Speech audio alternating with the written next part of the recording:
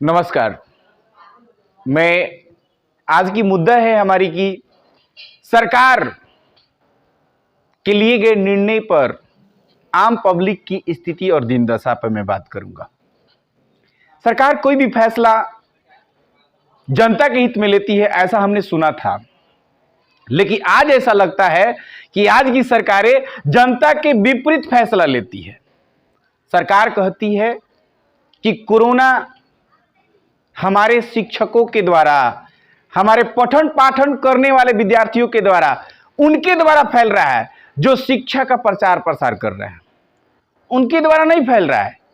जहां पे चुनाव हो रहा है, जहां पे अलग अलग तरह के फंक्शन हो रहे हैं, हमारे सरकार के द्वारा जो यह निर्णय लिया जाता है, एक बार भी अगर ये सोचती हो सरकार कि हमारे देश के भविष्य बच्चे हैं और उनकी एजुकेशन अगर ये अच्छे से नहीं होती है तो कितनी समस्याएं इस देश के भविष्य के लिए होगा।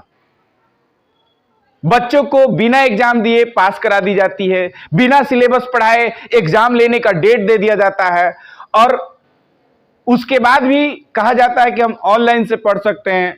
मैं पूछता हूं कि बिहार में कितने घर हैं जिस घर में एंड्रॉयड फोन है? कितने ऐसे लोग हैं जिनके पास रिचार्ज कराने के लिए पैसे हैं? हो सकते हैं कि बहुत सारे लोग के पास हो, लेकिन बहुत सारे ऐसे लोग हैं जिनके पास आज भी मजदूरी करते हैं और उनकी मजदूरी बंद है। वो रिचार्ज कैसे कराएंगे? अपने बच्चों को कैसे पढ़ाएंगे? जो पैसे वाले हैं उनके लिए लॉकडाउन का कोई असर नहीं है और न कभी होगा। एक लॉकडाउन नहीं, 2 लॉकडाउन नहीं, 10 लॉकडाउन लगेगा, फिर भी उनको कोई परेशानी नहीं होगी। परेशानी तो उनको होगी जो आम नागरिक हैं, जिनका घर एक दिन कमाने से अगले दिन चलता है, अगले दिन के अगले दिन नहीं चलता है। उनको सोचना पड़ता है कि हम अपने बच्चों को कहां से खाना के लिए लाएं। कहा जाता है कि 3 प्राथमिक चीज हैं, भोजन, वस्त्र और आवास, और उसमें एक नया चीज जोड़ा गया, शिक्षा। जब वो भोजन नहीं कर पाएंगे तो वस्त्र की चिंता नहीं करेंगे, जब उनके पास भोजन और वस्त्र होगा तब आवास की चिंता करेंगे, और तीनों होने के बाद वो शिक्षा की चिंता करेंगे। आज तो ऐसी स्थिति हो गई कि उनके पास भोजन ही नहीं मिल पा रहे हैं। पहली बार जब सरकार ने लॉकडाउन लगाया तो 2-4 रुपये सेविंग थे कुछ लोगों के पास, तो उसमें सबसे पहले मजदूर वर्ग के लोगों को देखा गया, काफी बुरा स्थिति था, तो सेविंग जिनके पास था उन्होंने यूज किया। जैसे जैसे स्थिति बिगड़ती गई, उनका सेविंग भी खत्म होते गया, फिर उनको वही स्थिति हो गई जो उनकी स्थिति थी। आज के डेट में मिडिल क्लास कहां रह गया? भारत में कहीं मिडिल क्लास नहीं है। इस कोरोना के बाद 2 ही क्लास है,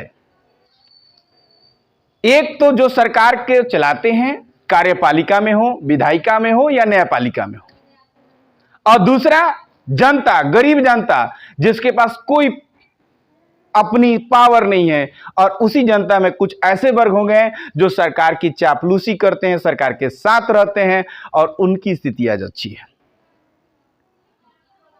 मेरी बात बहुत ही दुख भरी है, क्योंकि मैं ये बात आज बहुत ही दुख के साथ कहना चाहता हूं उन प्राइवेट स्कूल वालों के लिए, उन प्राइवेट शिक्षकों के लिए जिनका रोजगार इस शिक्षा से चल रहा था।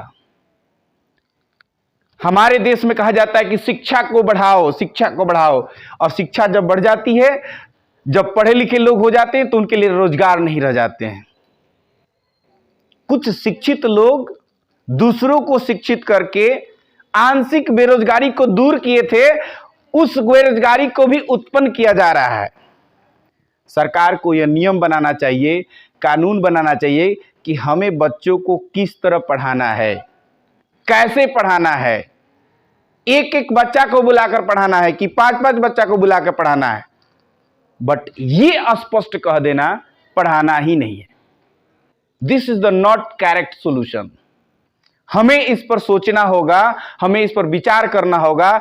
उन लोगों को जो लोग इसको और इस नियम को फॉलो करते हैं। कुछ लोग कहते हैं हमारे जैसे लोगों को कि कोरोना बहुत ही खतरनाक बीमारी है। मैं मानता हूं बहुत सारे घर बर्बाद हुए हैं, बहुत सारे लोग मरे हैं, अन्य बीमारियों से लोग मर रहे हैं, भूखे भी लोग मर रहे हैं, इसको कौन देखेगा? कोरोना अगर ये इतना खतरनाक है तो भूखमरी भी बहुत खतरनाक है, उससे भी वो खतरनाक है। वो बीमारी होने के बाद मारेगी, ये बीमारी होने से पहले ही मार देगी। जो लोगों की आज स्थिति है, मैं उस स्थिति पर बोलना चाहता हूं। एक प्राइवेट शिक्षक को जो ट्यूशन चला रहे हैं, जो कोचिंग चला रहे हैं, उनसे जाकर पूछिए सरकार, उनके एक आदमी का भी किसी मकान मालिक ने किराया माफ नहीं किया। और करेगा तो क्यों करेगा? क्योंकि उस किराए से भी उसका खर्चा चलता है, तो क्यों माफ करेगा? हर आदमी को प्लेटफॉर्म पर लाने की कोशिश कर रही है सरकार, और इसके विरोध में मैं नहीं कह रहा हूं, इसे हम मांग करते हैं कि जिस प्रकार सरकारी कर्मचारियों को सरकार वेतन दे रही है, भत्ते दे रही है, वैसे मजदूरों को भत्ता मिले, हमारे शिक्षकों को मिले, उन रोजगार करने वालों को मिले जिनकी रोजगार सरकार बंद कर रही है, और इस प्रकार से हमारे को वो पूर्ति करे जिससे कि हमारी इस लॉकडाउन में स्थिति बनी रहे। मैं विशेष कुछ नहीं कहने आया हूं यहां पे, और जितने शिक्षक इस बात को सुन रहे हैं, अगर जो मेरी बातों से सहमत हैं, तो मैं स्पष्ट ये बात कहना चाहता हूं कि आप इस पर चिंतन करिए। अगर जो हम 10 रुपया कमाना चाहते हैं तो हमारी सरकारें हमें कमाने नहीं देती है, आदेश देती है, नोटिस कर देती है कि कोचिंगों को, स्कूलों को बंद कर दिया जाएगा। मैं पूछना चाहता हूं उन सरकार से कि क्या उनके लिए कोई ठोस राशि भेजी गई है? 500 रुपया भी किसी टीचर को मिला है इस पूरे लॉकडाउन में? नहीं मिला है। उनका घर कैसे चल रहा है, इसके बारे में सरकार कभी सोची है? नहीं सोची है। क्यों सोचेगी वो? क्योंकि उसकी मर्जी है, जब चाहेगी बंद कर देगी, जब चाहेगी उसे खोल देगी, जब चाहेगी फॉर्म भरवा लेगी, जब चाहेगी एग्जाम ले लेगी।